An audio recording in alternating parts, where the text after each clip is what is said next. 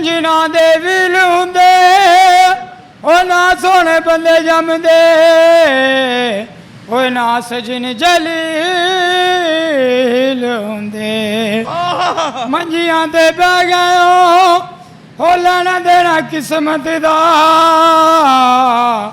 ओ कानू सोची पै गए सर जी असी गरीब लोग हैं शादियां ब्याह बंद है साढ़ा नाचने गाने का काम है असी बरूपीए लोग हैं मतलब कुड़ियां वाले कपड़े पाने का मकसद है कि तुसी औरतां को भी मंग सानू ਉਹ ਨਹੀਂ ਦਿੰਦੇ ਫਿਰ ਇਸ ਤਰ੍ਹਾਂ ਨਹੀਂ ਦਿੰਦੇ ਕਹਿੰਦੇ ਭਾਈ ਸਾਹਿਬ ਕੋਈ ਕੰਮ ਕਰੋ ਤੁਸੀਂ ਸ਼ੇਵ ਤੇ ਕਰਾ ਲਓ ਨਾ ਚਿੱਟੀ ਦਾੜੀ ਤੁਹਾਡੀ ਉਹ ਮਲੰਗਾ ਨੂੰ ਕੀ ਲੱਗੇ ਅਸੀਂ ਕਿਹੜਾ ਭੂੰਡੀ ਕਰਨ ਵਾਲੇ ਆ अस्सलाम वालेकुम नाज़रीन, मैं हूं आपका मेज़बान उमर बलोच और आप देख रहे हैं उर्दू वायरल। नाज़रीन एक भाई मेरे साथ मौजूद है, इसने कपड़े लड़कियों वाले पहने हुए हैं लेकिन ये सदा करता है, अल्लाह के नाम पे मांगता है, मलंग है, अपने आप को मलंग कहता है और जूती भी लड़कियों वाली है, कपड़े भी लड़कियों वाले हैं। इससे बात करके जानेंगे कि ये सारा क्या मामला है। अस्सलाम वालेकुम। उनका बरूपीए लोग हैं सर जी ਅਸੀਂ ਛੋੜੋ नहीं माइक मैं फाड़ना ਨਾਟਦੇ ਨਹੀਂ ਆ नहीं माइक मैं फाड़ना तुसी बोलो। सर जी असी गरीब लोग हैं शादियां ब्याह बंद है साढ़ा नाचने गाने का काम है असी बरूपीए लोग हैं अच्छा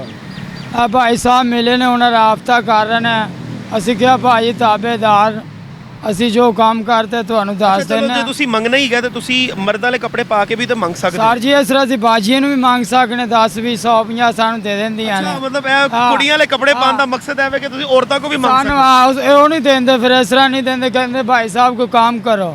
ਅਸੀਂ ਗਰੀਬ ਲੋਕ ਆ ਸਾਡਾ ਨੱਚਣੇ ਗਾਉਣੇ ਦਾ ਕੰਮ ਹੈ ਹੁਣ ਅਸੀਂ ਕੀ ਕਰੀਏ ਆਪਣੀ ਦੁਕਾਨ ਹੋਵੇ ਜਾਂ ਜ਼ਿਮੀਂਦਾਰ ਤੁਸੀਂ ਸ਼ੇਵ ਤੇ ਕਰਾ ਲਓ ਨਾ ਚਿੱਟੀ ਦਾੜੀ ਤੁਹਾਡੀ ਉਹ ਮਲੰਗਾ ਨੂੰ ਕੀ ਲੱਗੇ ਅਸੀਂ ਕਿਹੜਾ ਭੂੰਡੀ ਕਰਨ ਵਾਲੇ ਆ ਅਸੀਂ ਮਲੰਗਾ ਸੀ ਉਹ ਨਹੀਂ ਹੈਗੇ ਭੂੰਡੀ ਜਨਾਨੀਆਂ ਵੇਖਣ ਵਾਲੇ ਅਸੀਂ ਹੱਕ ਦਾ ਮੰਗਣਾ ਕੋਈ ਦੇ ਦੇਵੇ ਬਿਸਮਿਲ੍ਲਾ ਨਾ ਦੇਵੇ ਤਾਂ ਅੱਛਾ ਲਿਆਕਤ ਕਿੰਨੇ ਬੱਚੇ ਹੀ ਇੱਕ ਬੇਟਾ ਭਾਈ ਇੱਕ ਬੇਟਾ ਹਾਂਜੀ ਸ਼ਾਦੀशुदा ਹੈਗੇ ਹਾਂ ਆਪਾਂ ਝੂਠ ਨਹੀਂ ਮਾਰ ਅੱਛਾ ਜਦੋਂ ਬੇਟਾ ਤੁਹਾਨੂੰ ਇਸ ਰੂਪ ਵਿੱਚ ਵੇਖਦਾ ਕਿ ਮੇਰੇ ਪਿਓ ਨੇ ਕੁੜੀਆਂ ਵਾਲਾ ਗੈਟਅਪ ਬਣਾਇਆ ਜੋ ਕੀ ਕਹਿੰਦਾ सर जी साढ़े प्यो दादे का काम है जदी पुश्ती नचना गाना बजाने का काम है साढ़े मुंडे नचते गाते ने ढोला शरनाइयां वाले नाल अगे नचते हैं उन्हें काम कोई नहीं उन्हें मार्केटा फिर लेने दुकाना फिर लेने बच्चों के रिजक लंगर कमा लीदा ਤੁਹਾਡੇ ਅੱਗੇ ਅਸੀਂ ਨਹੀਂ ਕੁੜੀ ਬਣ ਕੇ ਨੱਚਣਾ ਜ਼ਰੂਰੀ ਹੈ ਬੰਦਾ ਬਣ ਕੇ ਨੱਚ ਲਓ ਬੰਦੇ ਵੀ ਤਾਂ ਕਿੰਨੇ ਡਾਂਸ ਦੇ ਕੰਮ ਹੀ ਨੱਚਣਾ ਬੁੱਲੇ ਸ਼ਾਹ ਨੇ ਨੱਚਦਾ ਅਸੀਂ ਕੀ ਸ਼ਾਹ ਆ ਅਸੀਂ ਕੀ ਸ਼ਾਹ ਆ ਸਰਕਾਰ ਨੱਚ ਗਏ ਨੇ ਬਾਬਾ ਬੁੱਲੇ ਸ਼ਾਹ ਨੱਚ ਗਏ ਨੇ ਅਸੀਂ ਉਹਨਾਂ ਦੇ ਉੱਤੇ ਆ ਸਹੀ ਤੇ ਯਾਦ ਕੱਪੜੇ ਤਾਂ ਸਹੀ ਗਏ ਸੀ ਨਾ ਤੁਸੀਂ ਕੁੜੀਆਂ ਵਾਲੇ ਕੱਪੜੇ ਇਹੋ ਸਰਕਾਰਾਂ ਨੇ ਹੁਲੀਏ ਕੁੜੀ ਬਣ ਕੇ ਨੱਚਦੇ ਸੀ ਮੁਸਲਮ ਟਾਉਣ ਕੁੜੀ ਬਣ ਕੇ ਨੱਚਦੇ ਸੀ ਬਾਬਾ ਬੁੱਲੇ ਸ਼ਾਹ ਕੁੜੀ ਬਣ ਕੇ ਨਹੀਂ ਨੱਚ ਰਹਾ ਉਹਨਾਂ ਨੇ ਸਰਕਾਰ ਮਨਾਇਆ ਨੱਚ ਕੇ ਯਾਰ ਮਨਾਇਆ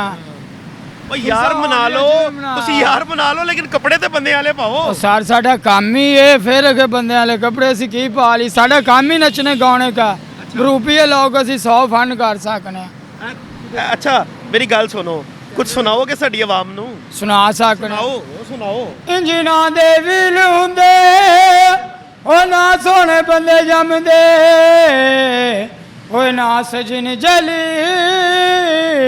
ਹੁੰਦੇ ਮੰਜੀਆਂ ਤੇ ਬਹਿ ਗਏ ਹੋ ਲੈਣਾ ਦੇਣਾ ਕਿਸਮਤ ਦਾ ਉਹ ਕਾਨੂੰ ਸੋਚੀ ਪੈ ਗਏ ਪੰਜਾਂ ਵਾਲਾ ਨੋਟ ਹੋਵੇ ਓਏ ਉਹਦੇ ਨਾਲ ਕੀ ਲਾਉਣੀ ਓਏ ਜਿਹਦੇ ਦਿਲ ਵਿੱਚ ਖੋਟ ਇਹ ਵੱਡੀ ਗੱਲ ਕਰਦੀ ਏ ਦੋ ਪੈਸੇ ਬਰੰਗ ਕੀਤੇ ਹੋ ਮਰ ਜਾਣ ਗੋਰੀਆਂ ਦੇ ਨਾਂ ਉਹ ਜਿਨਾ ਮੌਲਵੀ ਮਲੰਗ ਕੀ क्या बात यकीन करो लिया के मजा आ गया सरकार अपना किधरों गए हो काने नवे काने तो सुबह जो निकलते हो तो रात को घर जाते हो तो किन्नी को सदा हो जाती सरकार आप नहीं सोचीदा 800 बन जाए 500 बन जाए जो 600-700 बने अपने घर चलाए बच्चों की कोई रोजी निकलनी चाहिए शुक्र निकल जाता रोटी देने वाला रब की जात लंगर रब जाता अलहमदुलिल्लाह आप कभी तमा नहीं किया मिले ता भी शुक्र अलहमदुलिल्लाह ना मिले ता भी शुक्र अच्छा कपड़े भाभी दे पाए ने सही सी नहीं अपने होंगे ने मेरे लैडीज मैं बाजियां को मंग लेना मैं मिलांगा मैनू जानते ने सारी दुनिया पुलिस तो रख के अफसर तिकर मैनू जानते ने जज्जा तिकर वकीला तिकर अच्छा कदी भाभी लड़ी नाल क्या की किता आई तू ते मेरा बंदा है ते तू कुड़ी बने है नहीं उन्हों दा भाई साडा कारोबार सानू नहीं कहंदे उन्हों नूं पता हैगा अच्छा आ साडे पता हैगा भाभी अच्छी की है साडे घर बाहर च पता हैगा माए बाप भैणा भरावां तिकर पता असीं चोरी नहीं करन वाले ਅਸੀਂ ਸ਼ੁਰੂ ਤੋਂ ਬਚਪਨ ਤੋਂ ਪਿਓ ਦਾਦਾ ਸਾਡਾ ਇਹੋ ਕੰਮ ਕਰਦਾ, ਅੱਛਾ ਨੱਚਣਾ ਗਾਉਣਾ ਵਜਾਉਣਾ। ਕੀ ਬਾਤ ਅੱਗੇ ਰੱਬ ਦੇਣ ਤੇ ਆਵੇ ਤਾਂ ਬਲਦਾ ਸਕਦਾ, ਅੱਲਾਹ ਤਾਲਾ ਆਪਣੇ ਦੇਣ ਜੋ ਕੋਈ ਕੰਮ ਕਰੀਏ ਤਾਂ ਕਰਨ रब करा सकता, रब करा देता है। हाँ। क्या बात है। नाज़रीन कमेंट सेक्शन में अपनी कीमती राय से जरूर कहा कीजिएगा कि लियाकत आपको कैसा लगा, इसकी आवाज़ कैसी लगी। अपने मेज़बान को दीजिए इजाज़त। अल्लाह निगहबान।